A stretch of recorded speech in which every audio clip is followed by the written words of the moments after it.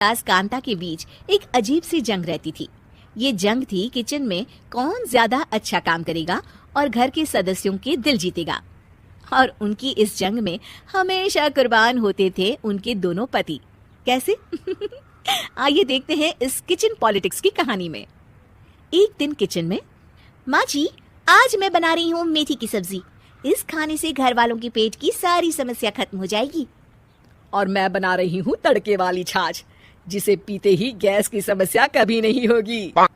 दोनों अपने अपने खाने को लेकर टेबल पर पहुंच जाती हैं। तभी सुगंधा के ससुर उसकी बनाई सब्जी की तारीफ कर देते हैं। अरे वाह, मेथी की सब्जी भी बनी है, बड़ी ही स्वादिष्ट है। वाह बहू वाह।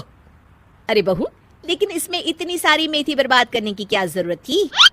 देखिए माँ जी, ये तो वो मेथी है जो आप रात में भिगोकर सुबह उसका पानी पीती हैं, और जो मेथी फेंक देती हैं उसी से मैंने ये सब्जी बनाई है। अरे वाह बहू, तुमने तो बड़ा ही समझदारी का काम किया। बस अब क्या था, कांता जी का तो मानो ये सुनकर खून ही सूख गया। वो फैसला कर लेती है कि किसी भी तरह वो अपने खाने की तारीफ लेकर ही रहेगी और सुगंधा को किचन में उसकी कमियां गिनाएगी।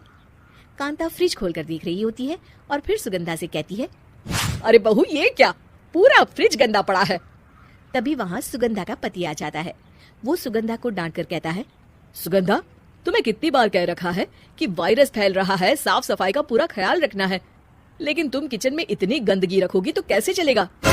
सुगंधा सास की तरफ देखती है जहाँ वो मुस्कुरा रही होती है। सुगंधा समझ जाती है कि सास ने उससे बदला लेने के लिए ये सब किया है। दोनों रात के खाने की तैयारी में लग जाती हैं। दोनों ना एक दूसरे की तरफ देखती हैं और ना ही एक दूसरे से बातें करती हैं। रात को खाने की टेबल पर एक एक कर दोनों कई तरह के अलग अलग व्यंजन टेबल पर लगा देती हैं और अपने अपने पति के पास जाकर खड़ी हो जाती हैं। अरे खाइए जी खाइए, मैंने बड़ी मेहनत से बनाया है। प्लेट में वो खाना डालती हैं। सुगंधा भी दोनों की प्लेट में खाना डालते हुए कहती है, बड़ी ही मेहनत लगी है इस खाने को बनाने में। हाँ, दोनों को ना चाहते हुए भी सारा खाना खाना पड़ता है। कहीं दही तो कहीं मलाई तो कहीं मसाला। और इन सब के बाद दोनों बड़ी ही मुश्किल से अपने कमरे में सोने जाते हैं।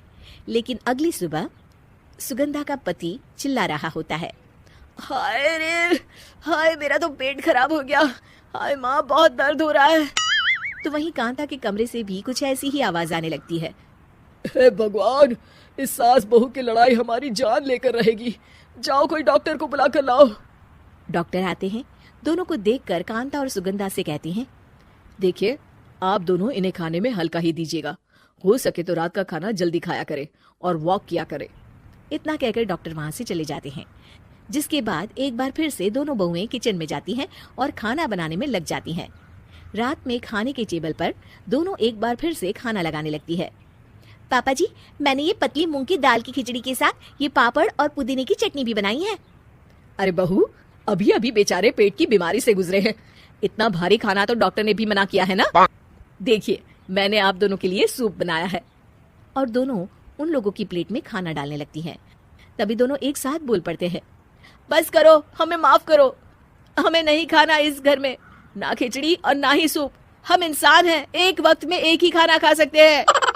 बस करो, हमें माफ करो, हमें नहीं खाना इस घर में, ना खिचड़ी और ना ही सूप। हम इंसान हैं, एक वक्त में एक ही खाना खा सकते हैं। इतना कहकर वो दोनों वहां से चले जाते हैं। कहानी का अंत। आप लोग उम्मीद कर रहे होंगे कि अंत में सब ठीक हो जाएगा।